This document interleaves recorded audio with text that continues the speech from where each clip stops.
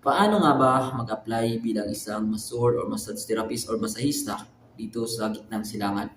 By the way, ako si Rob Kevin or Rob Kevin Stories. Isa akong OFW dito sa Saudi Arabia at ngayon ay namamasukan ako bilang isang masahista pansamantala. Dahil nag-apply ako sa Pilipinas, ang in-applyan ko is cleaner. Pagdating ko dito sa Saudi, nagtrabaho lang ako ng ilang buwan bilang cleaners. Lumipat ako sa pagiging T-boy pero same pa rin yung agency or employer ko. Lumipat ako sa pagiging T-boy and then nung natapos na yung kontrata ko bilang T-boy, while waiting sa aking exit visa and then sa aking return ticket pauwi ng Pinas, is ito pansamantalang akong nagtatrabaho bilang masahista dito sa Saudi, dito sa Riyadh. So ngayon, ano nga ba ang proseso? Sa Pilipinas, base sa mga naging experience sa mga kakilala ko, mga kaibigan ko na masahista dito, naghanap sila, syempre una mag-apply, syempre nag-apply sila sa mga agency office. Pangalawa, naghanap sila through online. Marami namang mga nagpo-post online eh. Kung yung specific na trabaho lang talaga yung hanap nyo, like masahista, type nyo lang hiring Saudi masahista or hiring abroad masahista, maraming mga nagpo-post. Dapat maging maingat pa rin kayo dahil maraming mga scammer. Malalaman nyo naman kapag scammer yung kausap nyo, kapag hindi pa nga kayo na interview, hindi pa nga kayo na interview sa initial and final interview, wala pa nga job offer letter, is humihingi na sila ng pera for placement fee or processing fee. So sign na yan ng red flag. Kasi meron naman talagang placement fee sa pag-abroad. Pero hindi naman talaga na agad-agad hinihingi. Hindi ka pa nga nabigyan or hindi ka pa nga na-interview at hindi ka pa nabigyan ng job offer letter.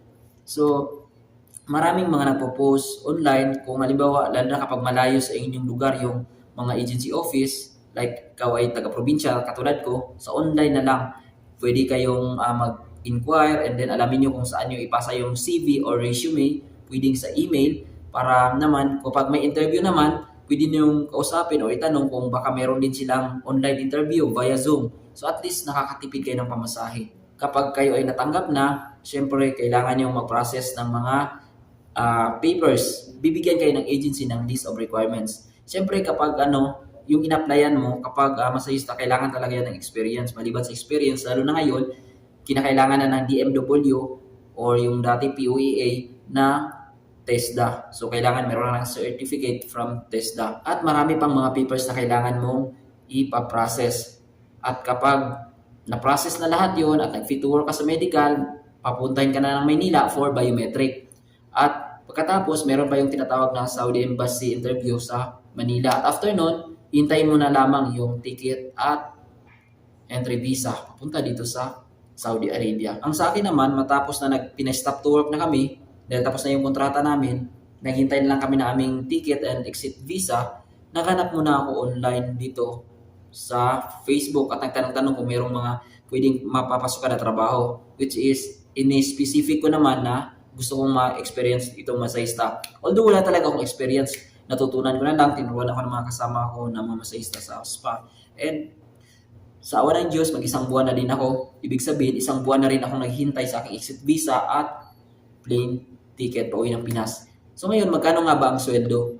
Sa mga kilala ko, merong 2,500 Saudi Riyal. So, ang 2.5 SAR ngayon, parang equivalent siya is marang nasa 40,000 pesos. Depende kasi yan sa palitan. Meron din namang mga 2,300 SAR. Meron ding mas mataas pa doon. So, yun po yung magkano yung sweldo, para maka-idea ko magkano ang sweldo. Pero maliban pa kasi dito, may tinatawag kasi na, halimbawa, ang sweldo mo is monthly salary mo is 2.5. Maliban pa doon, syempre meron kayong commission. Makakaroon kayo ng commission. Dito sa pinagtrabahoan ko is 10%. Halimbawa sa isang customer, 200 Saudi Riyal.